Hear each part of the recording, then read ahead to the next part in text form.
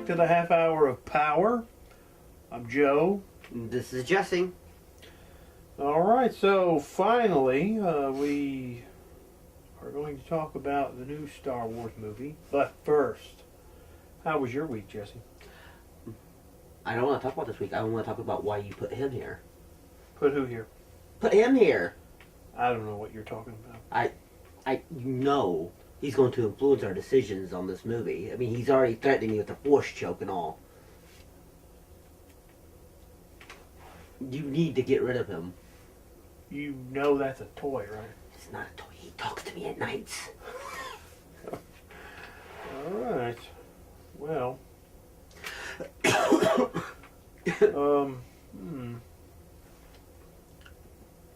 Okay, so here we go with Star Wars Rogue. Oh, I said that. I said the title wrong. It's Rogue One, a Star Wars story.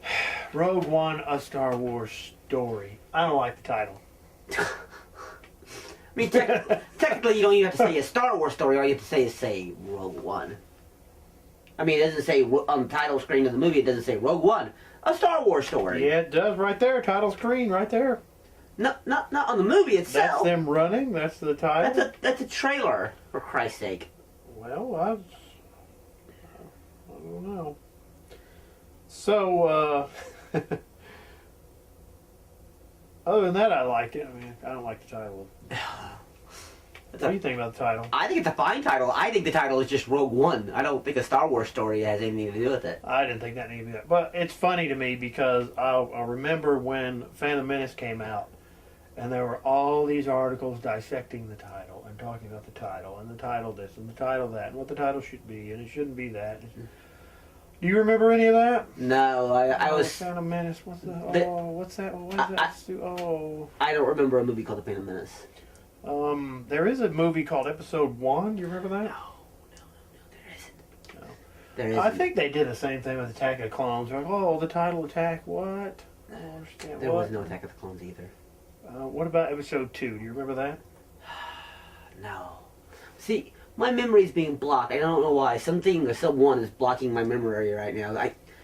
It's like a bag in the back of my head, but I remember Ewan McGregor and Liam Neeson and Natalie Portman. And then there's this big I think you're thinking of 3 different movies. They were never in a movie together. And there's this big black shadow who walks around the rest of the movie, but I can't see that person or hear his voice or anything like that. That's the Phantom. Ah. That's it. So, I guess this movie's been a long time coming. Mm-hmm. Has it? Yeah, it was, they actually, the guy who wrote the story to this, the guy who came up with the idea for the movie, is actually one of, Industrial Lights and Magic's, effects guys. Yeah. And he's the one who, him and some guy named Gary Whitta came out with an outline, and then that's what they based the movie on, so...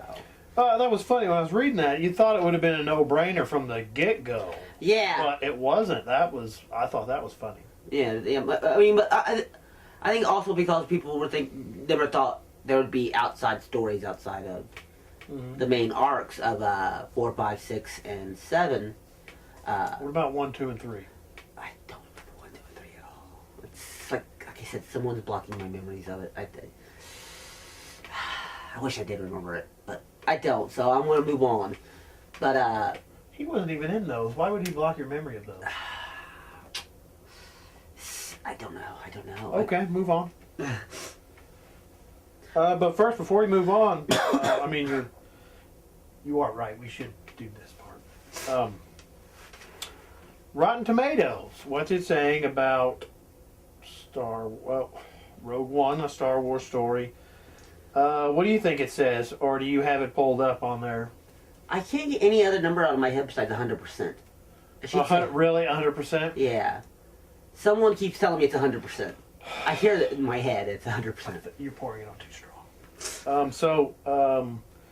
I've got it pulled up here, and I am not biased or influenced by any outside force.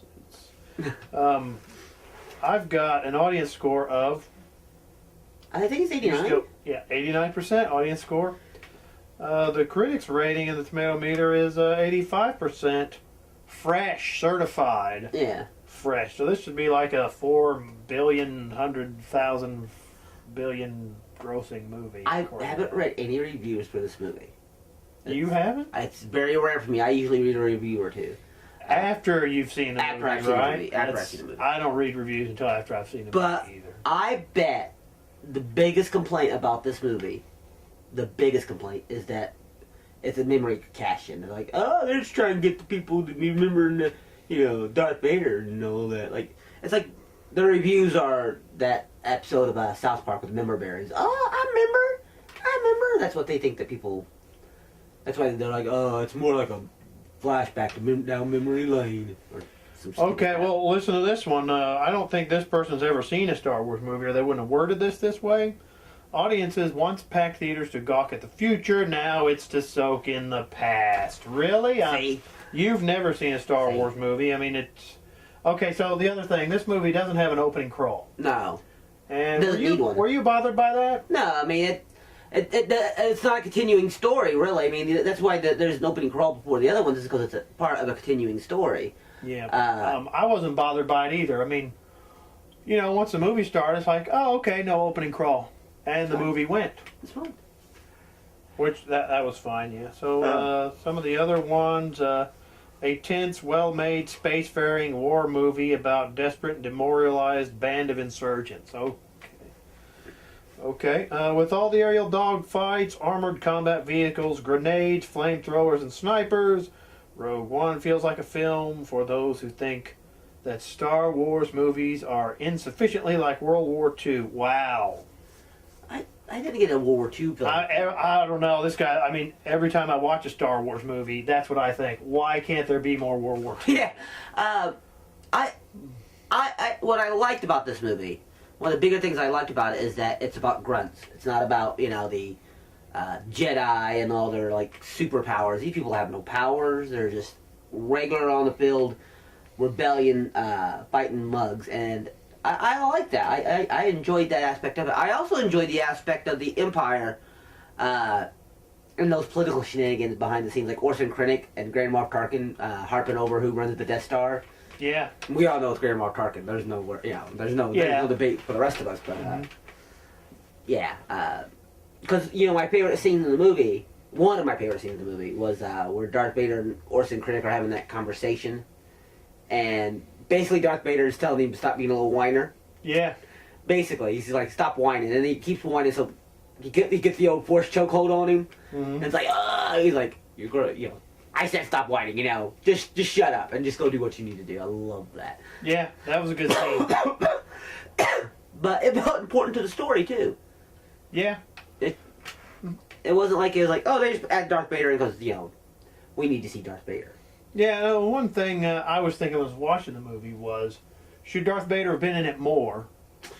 But I think, after having seen it, I saw it twice. After having seen it, I think Darth Vader's in there just the right amount of time. Right. I think so too. I think if Darth Vader was the one they said, hey, there's a security problem with this Death Star, you need to take care of it, it would have been taken care of. Mm-hmm. In a more, and a better fashion. But, he left it to Krennic because it was Krennic's responsibility. He had other stuff he had to do, He's like, too busy, Well, one of the other things it does, talking about the security of the Death Star, is, and the original Star Wars movie, it never bothered me. It didn't bother me that all they had to do was shoot into that porthole or whatever the hell that was, and it would cause a chain reaction. It didn't bother me. A lot of people go, oh, that's a big plot hole, it bothered me.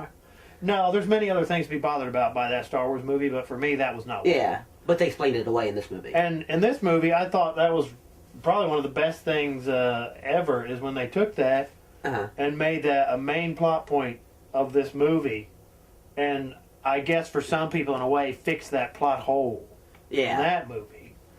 I thought they did that really well. I thought that was really, really good. Really well done. I mean, Matt Mickelson as Urso, Galleon Urso, what was that his name? Galleon, like the sporting goods store Galleon. I don't remember his name. No, he was Galen. Galen Urso. Galen Brad Warden? Yeah, Galen No? Urso. Oh. But when he explains that to her, that was his trap, that was his revenge against the Empire, building that. So just back up a little bit. So he was forced into it. He's like Right. a super engineer, you know. So he's one of the guys that can help him build the Death Star. So he was forced into building this, and he didn't like it. Yeah. So he built in the trap. Yeah, I got the feeling that he was already part of the team, and then when we found out that they were building a planet destroyer, he was like, "I'm out." Yeah, it's like, oh, is this what you guys are doing? This is like World War II. I'm Yeah. done. You know, see, and here's my, and I guess it's just because I'm older. When you're younger, and you're like, the rebellion, yeah, the rebellion's right, but then you watch like Star Wars and you watch this movie, you're like, you know, that does make me feel secure that at any point, if somebody's causing some, too much ruckus or crap, we can destroy their whole planet. And, yeah, it makes me feel secure. It made me feel really secure. Oh, so you were on the side of the Empire. I don't know whose side I was on. But when he kept saying security, I'm like, it does make me feel secure. It does make me feel secure that if there's another planet out there that's trying to kill the rest of the galaxy, that they can send a Death Star out and just destroy their planet. It's like, Yeah, I suppose I could see that. Yeah. So the main character is the daughter of that mad scientist. Yeah. So I thought she did a good job. I never heard of her before. Yeah, I don't know what her name is right now. Her name is Felicity Jones. Oh, yeah. And her character's name is Jyn Erso. Yes. I remember her name. Her name is Jyn Erso. Oh, you remember her name? Yeah, because they say it to the whole damn movie. I'm Jyn Erso. My father is Galen Erso. I mean, the poor kid, that poor girl. She didn't have anything to do with any of that crap. Yeah, she was done. Yeah, I mean, she fought with the rebellion, and the rebellion, in some ways, is the things they have to do to defeat the Empire make them just as bad as the Empire. Yeah, that was a great scene when he explains that to her. Yeah. Captain Cassian Andor, played by Diego Luna. He was really good in that movie. He was good. In his opening scene, he's told about the pilot who's delivering the information about the Death Star to Saw Gerrera, played by Forrest Whitaker, who's my least favorite part of the movie. Mostly because it's what are they called? Oh, Jen! I need this oxygen again. Oh, yeah. So I guess they needed to fit in some Darth Vader-like breathing, Yeah. I guess. I don't know. And he just overplayed that way too much. But when he finds out about the pilot from the guy, and the guy is injured, and the stormtrooper's coming, he goes, I can't climb out of here. So he goes, don't you worry about it. Then he shoots the guy, kills him. Yeah, he climbs up killed him. Well, that guy could have given him away. He could have given away the position of the rebels, maybe. Yeah. So, you know. You gotta take a chance. He had to get rid of that guy. Yeah. Which, that's a nice scene. I thought that was a really good scene. I thought there's a lot of scenes like that showed that poor Cassian, he said he tells her, he goes, I've been fighting with the rebellion since I was 6. This is all I know. All I know is killing and, fighting. It's like, that's why at the end when he gathers that, his little army of, assassins and he goes, spies, he goes, I think it's because they finally feel like there's something important they can do. Yeah, so let's get to that little bit. So, she doesn't have a recording of what the trap is. Right. So, she's trying to get to the rebels to tell them. The rebels are trying to kill her father because he built it, and they don't understand that he did it against his will, and he built a trap. Well, the thing I don't understand is that they're trying to kill him, right? They're like, well, let's go kill him. The thing's built. The thing's done, so they're a little late on that. They're a little late on it. So I don't know why they waited so long to do any of that. Yeah, why murdering That him is not part going to do anything. Yeah, not explained. I mean, it's still there, and even if they did kill him before that, they could still have built it. Maybe it would have taken them longer, but okay. So, but anyway, this I think was the stupidest scene in the movie. And I don't understand this. They do this a lot in movies. They write them this way for some reason, and I don't get it. I understand it. I don't even know what to call it, except stupid right now. The council scene? Yeah, where the council is all there, and they're like, oh, there's going to be a Death Star. Oh, a Death Star. I guess we're done. We better quit. Let's give up. And they go around and go, oh, that's it. And some of them say, you didn't tell us we were going to be fighting a war.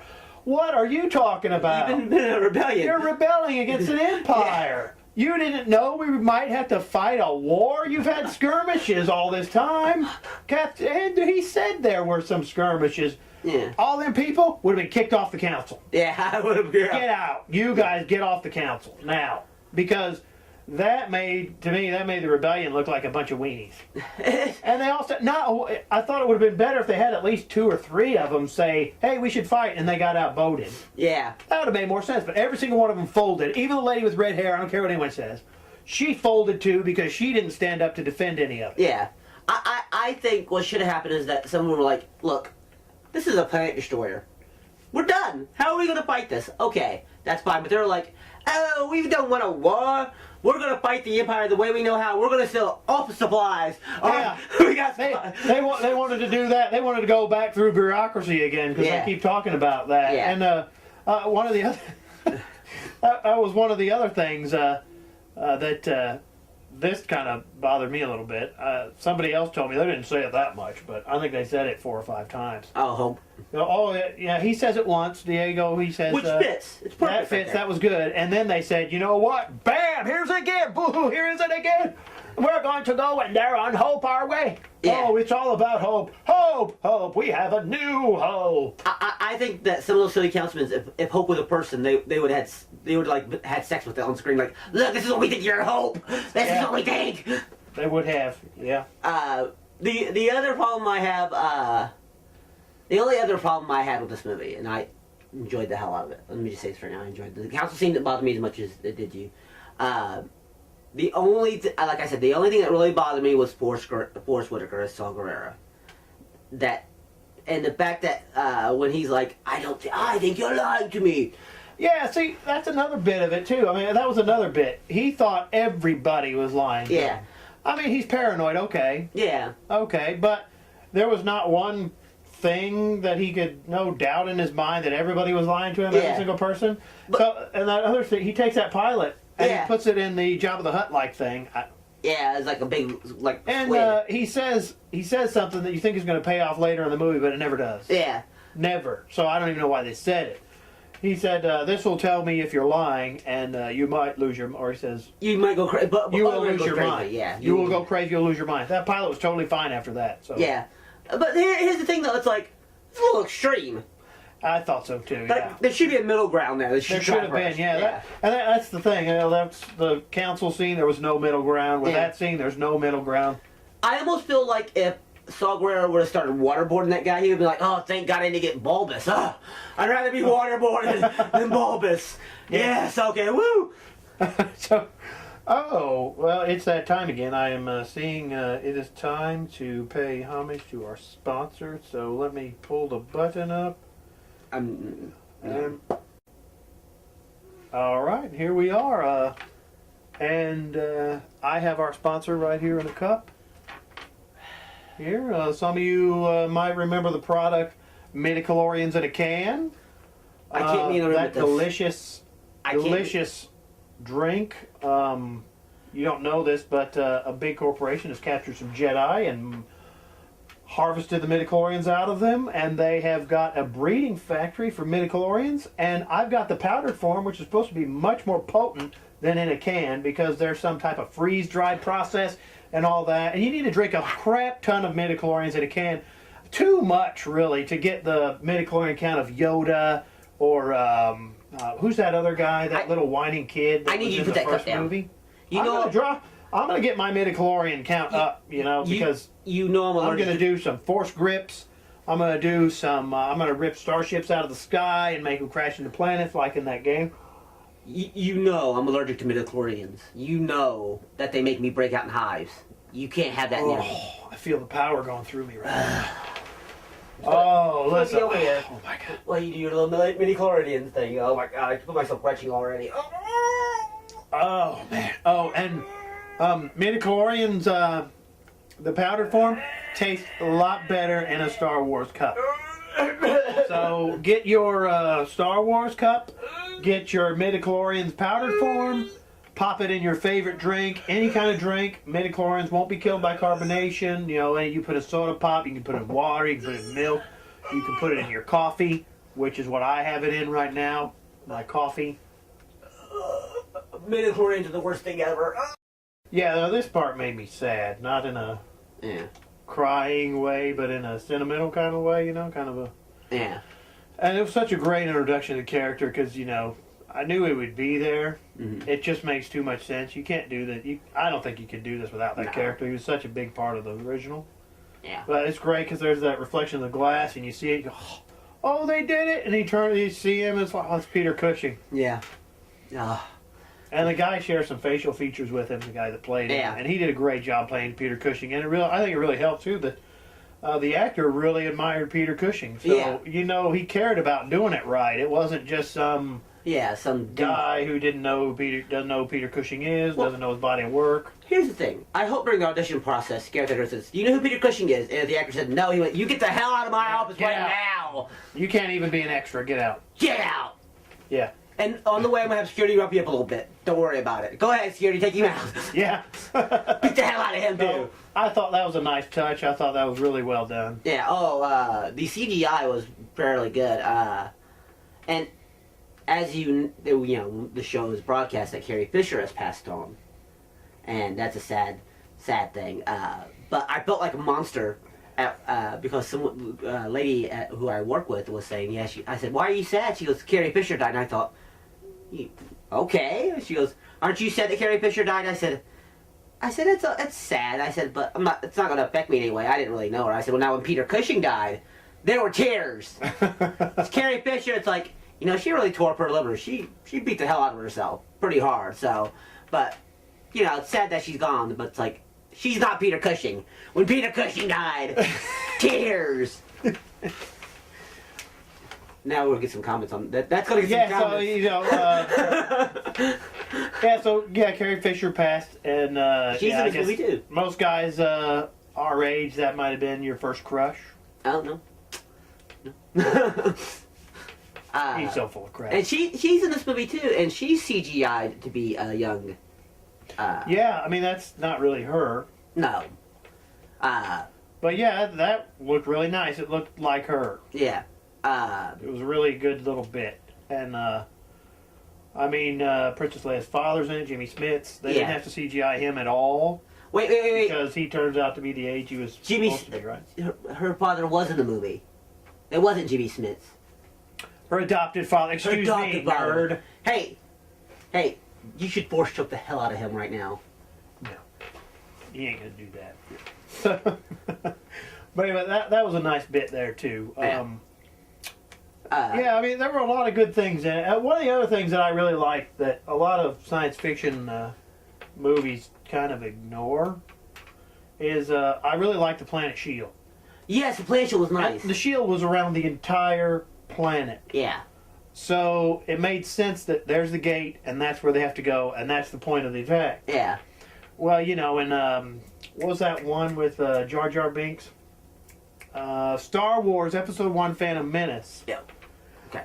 When they had the planet blockade of Naboo, and they're leaving Naboo, and they go, oh, there's the blockade, and it's just a line of ships. Yeah. Why are you flying at that? You could fly off the other side of the planet, fly all the way around. You could fly down this way and fly under it. You could fly up there and fly over it. That always bothered me. And then even The Force Awakens did it. Yeah. Excuse me. When Poe and Finn steal that ship, they fly away from the ship. It's like, oh, they got away. And then all of a sudden he says that line, we got to take out those guns or we won't get anywhere. Why are you flying back to the ship? Fly away from the ship. Yeah, go away. Don't you want to escape the ship anyway? Yeah. Why do you fly back to the ship? If you're going to fly back to the ship, yeah, but why fly back to the ship? You're trying to get away from the ship. Yeah. They could have flown down that way. They could have flown that way. Yeah. Excuse me. Let me have some for our sponsor. No, the Planet Shield was a great idol, and I like the fact that they actually had to have a. It was a heist and a combat scene all in one. Yes, that was really good. Because they were down on the planet doing the heist, and they were fighting above so they could break that shield.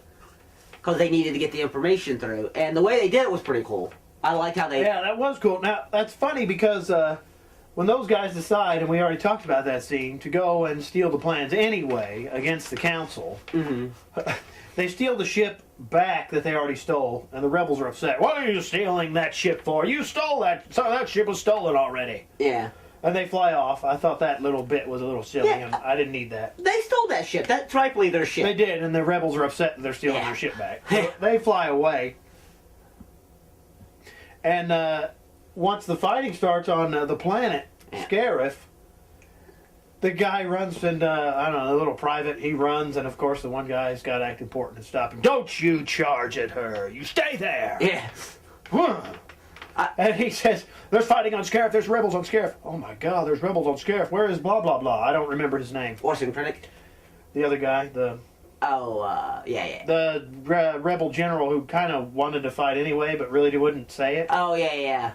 He's already gone. They went right away to give him support. Yeah. There was no debate in the council. They just went, boom. Yeah, the alien, the one who looked like a little bit, like Admiral Akbar's older brother. Yeah, he was, it must have been. They said that he went there, that he'd already went there. Yeah, he took off right when he heard they left, I guess. He was like, I'm going to go fight too. Well, that's all it took for him to fight. They didn't even need to talk to the council at all. Yeah. Just go fight. Don't listen to those weenies. And that was some nice, those are some nice scenes with that guy. Those are good scenes, yeah. One of my favorite things, though, is the fact that Vader's, before this movie, has been really, what's the word I'm looking for here? He was here, and now he was here to me. Well, yeah, I know what you're talking about. In the first three movies, he was a really good villain. Yeah. And then they made the first 3 movies. Star Wars Episode 1, Phantom Menace, and then those other 2. And that made Vader like, wow, Vader is so not cool anymore. Yeah, Vader wasn't cool at all. Vader was a big punk. No, but this movie... he is restored to where he should be. Yes, that scene where he threw that guy in the ceiling and was holding him up there, and this went wow. It's like, yeah, that last scene where he's trying to stop them. They finally got the plans, and we don't need to go into how they got the plans. Yeah. That's a really good scene there, and they're setting it up for the new movie. And the new movie's already out. I don't know if you know that, but it came out in 1977. And so. Yeah, and that little scene right there was really well done. It reminded me that Vader himself went on that ship. He probably could have killed everybody on that ship and gotten the planes back by himself. And the one person complained to me about the movie, and I was like, you need to stop. You need to shut your mouth and just walk away. He said, Vader never did any of the stuff that he did in the original movies in this movie. I was like, yeah, so? He's got those powers. Those powers exist within him. Like when he's throwing people around. And he did all that stuff in the first 3 movies. Because like in the first 3 movies, he just did force chokes a lot. And I was like... He threw stuff at Luke in Empire. I was like, no, he's a bad man. He can do that stuff. I said, the problem is that Lucas never... what's the word I'm looking for? He never explained what the full extent of their powers were.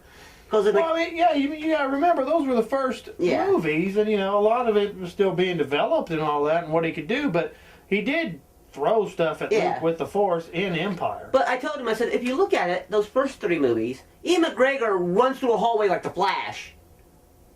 Oh, you talking about the Phantom Menace? No, I'm talking about how, in those movies, he says the Force has more powers, that Vader could have done all that too, that Vader could have, ran like the Flash, he could have jumped from, one ship to the other by himself. Oh, he could have, but yeah, I mean, if we're going back to the very first movie, Star Wars, Empire, and that all that stuff was still being developed. Yeah. Anyway. I prefer those movies' force powers because they're a little bit more at least a little bit more believable.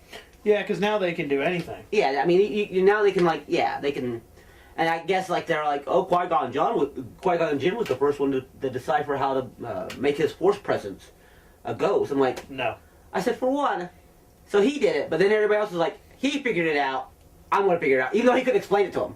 Yeah. He couldn't explain how he did it. I don't know. There's a lot of stupid stuff that people come up with over these Star Wars movies. Yeah, let's get into that a little bit. I like Star Wars, but I can't breathe it every day and all that. I used to know this guy, Yeah. and he really turned me off to Star Wars. And he would watch it every time I'd go. I knew him in college. Yeah. Every time I'd go over to his apartment, he'd have Star Wars on, one of them. And back then we only had 3 movies. Yeah. He never had the Christmas special on. I don't know why. Mm. And he'd have it on, and he'd sit there and he'd look at it and go, "Oh, Darth Vader's the greatest villain of all time." And I just got sick of it. I'm like, "No, he's not." No. And he goes, "Well, why? Why you say that?" I said, "Because Darth Vader got redeemed. The greatest villain of all time will never be redeemed." That's true. He's always going to be a villain. I said, and Pinhead's a better villain because he doesn't really ever get redeemed, Yeah. Pinhead's always going to be Pinhead. and he's just Pinhead. Yeah. And he goes, "Well, I don't think that's right. I think," I'm like, okay. And he had Star Wars toys everywhere, and I like action figures and toys, but he had every single one ever made. Yeah. And yeah, it was just too much. And he would say His little fairies. Star Wars started the special effects revolution, which I didn't get at all either, because I was like, "Yeah, you ever heard of a little movie called King Kong? Yeah. I mean, does that not count for you?" That counts. But then you click on now you got the internet, and you can click on these websites and you go, "All the connections were from Rogue One to Star Wars explained." Yeah. Like, what? Yeah. Who needs that explained? The Darth Vader scene explained. Yeah. Who did what? Who needs that? Yeah. Do you need that? If you No. need that, I mean, God bless okay. you. I mean, okay. If you really need that, You know- whatever. Like I said, there are like all these theories. Like the people are like Snook who's in the Force Awakens. I don't know if that is his name is Snook. But they're like theories about who he is, and it's like I don't care about him. Oh, Snoke. I don't care who Yeah, he is. Snoke. I don't. I've only read one theory that I was like, well, that's a good theory, and only one. I've ever read about Star Wars. I thought, you know what that theory is? That in the scene where Darth Vader does his force chokehold on that guy in the meeting, there are cemented chairs. Some guy says, "Those are the people who died in World War I." I'm like, that's fine. God bless you. I like that theory. Every empty chair that's where Orson Critical should have been. That's what the other one should have been. That is fine. I like that. Great. Wow. Fine. That's the only one.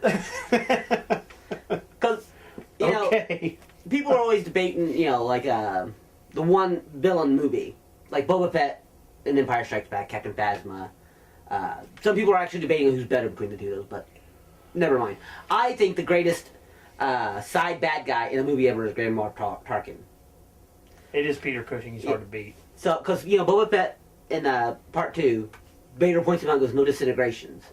And later on, he backtalks Darth Vader and says, "Hey, that guy's no good to me dead." But Grand Moff Tarkin, better than any of them, when he's got that choke on him, he looks at Vader and goes, "Let him go, Vader." And Vader listens. Vader follows his orders. He did. Yeah. That's why Grand Moff Tarkin, I'm so happy he's back in this movie, but he's the best character out of any Star Wars movie ever. I gotta agree with that. Grand Moff Tarkin is the badass. Sure, Vader's a weapon. Grand Moff Tarkin is the one who uses that weapon to do what he wants. Yeah. Yeah. Okay, so I saw it twice. I thought it was pretty good. I don't think it's. I don't know. I've been stopping myself from saying it's awesome. I don't think it was awesome. I thought it was really good. I enjoyed the heck out of it. I'm going to say this, and this might be controversial, and you might not agree with this. I Empire don't Strikes agree Back with it. is the best Star Wars movie ever. Empire Strikes Back, there is no better movie. No, and there probably never will be. And Rogue One is number 2. I like Rogue One better than I do any of the other ones. And that's only because You know what? I might agree with that. And the reason is because Rogue One is about people. Yeah, it is. The salt of the earth people, the ones who actually have to do the horrible crap, not the ones who are like, "Oh, I shot a little razor beam through a little hole. That's all I did." And these guys actually had to go to a planet, destroy a super shield around it, Yeah. had to fight off thousands of stormtroopers, and got lucky because Darth Vader didn't get to that planet before they blew it up. Yeah, So- they were really lucky, yeah. Yeah, I'd agree with that. I mean, we were talking earlier about, was it better than Force Awakens?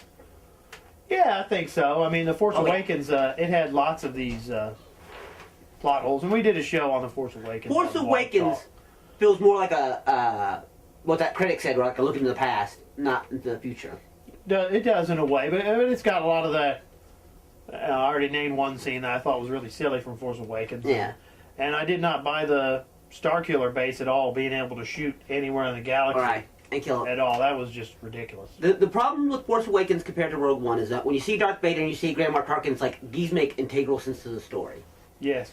In a way, when Han Solo shows up, I wanted the movie to stop and for the people to applaud, and he could wave at the audience, and then he could go back into the scene and like nothing happened like that. Because Han Solo, in a way, you could cut him out of that film, the film doesn't change. No, because he's the father of the bad guy. You don't have to have that scene in there at all to still come up to the same part in the movie. You know what I mean? Well, I mean, that scene kind of... it's emotional. And damn you for making me defend it. Yeah. Damn you. It's But, I mean, that scene, you know, that kind of seals his fate, Kylo Ren, as, yeah, I'm never coming back from the dark side. I just killed my dad. Yeah. Well, let's just say it this way. Kylo Ren should never have had a choice between the light side and dark side, because, for one thing, that guy is dark side all the way. You look at his face, you're like, that's dark side. Dark side. Ouch. Why is he... I wish he'd never take off that mask again. He should leave that mask on. He should be like Vader and never have to take off that mask. That's true. I think we are running out of time here. So, yeah, if you haven't seen it yet, I don't know why you haven't seen it yet. It's pretty good. We're doing this show kind of late, you know, around the holidays. Lots going on. Can I stop you for 1 second? Yep. Just breaking news. Carrie Fisher's mother just died. What? Carrie Fisher's mother just died. She died at the age of 84, one day after her daughter died. Just let the world know. That's messed up, isn't it? That is messed up. That is messed up. Okay. So, this is, you're not really enthusiastic. You're actually even less enthusiastic about Star Wars than I am most of the time. Yes. Anyway. Yeah, I would say that, yeah. So this is very a turning point for you. Well, here's the thing I think, and this is going to sound really, really strange. I think I'm going to like these side stories more than I am going to actually like the big arcing stories, and that's usually different for me. I like the big arcs and seeing how characters grow and stuff like that, but man, I fall asleep during A New Hope every time we try. Whenever I watch this, but I fall asleep. I get so bored, I fall asleep. And the new one, I don't know how I stayed awake through that one either. I mean, it's not great. They're good movies. They're okay movies. I don't think they're like things that you should worship like some people do. Like, if they could make Vader a god, there'd be statues built in the Middle East about 900 feet tall of Vader. No, he made me say that, yeah. It's just that this one, I guess, spoke to me more than the other ones did. Because, like Luke, in the first movie, Luke's a whiner. And I don't like absolutes. The Empire is absolutely evil, and the Rebels are absolutely good. In this movie, like I said, when You're playing that gray area that is...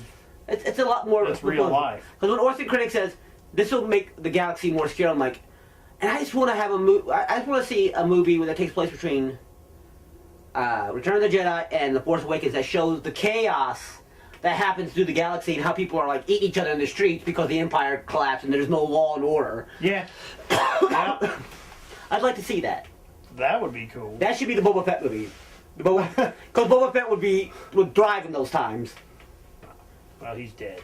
He's not dead. You shut your mouth. You shut your mouth. Dead. Died in Return of the Jedi. That's a whole nother show, I guess. You shut your mouth about that. We'll never do that show, but he is dead. So. He crawled out of that pit. They just didn't show it. No, he's dead. It's got to be shown in the movie. Anyway, thank you for watching us this to the end. If you like what you see, we'll keep them coming.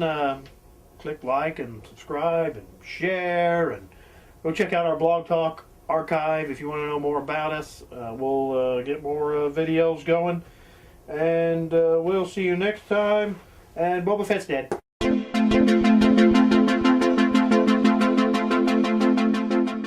That's some good fish in there, sir. What you gonna do with that mermaid? I'm gonna eat it.